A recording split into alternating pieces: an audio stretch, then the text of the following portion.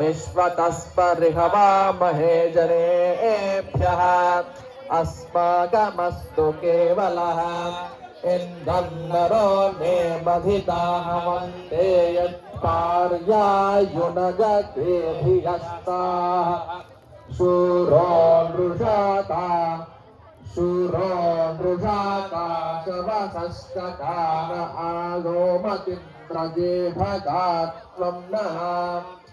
इन्द्रियाणि शतक्रतो याते जनेषु पञ्चसु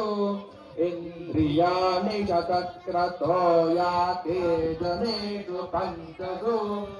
इन्द्रतानि तथावृणे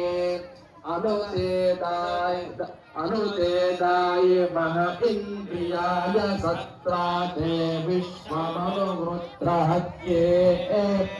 अनुक्षत्रमनुसहो यजत्रेन्द्रदेवेभिरनुते नृषह्ये आयस्मिन् सप्तवासवास्तिष्ठन्ति स्मारुहो यथा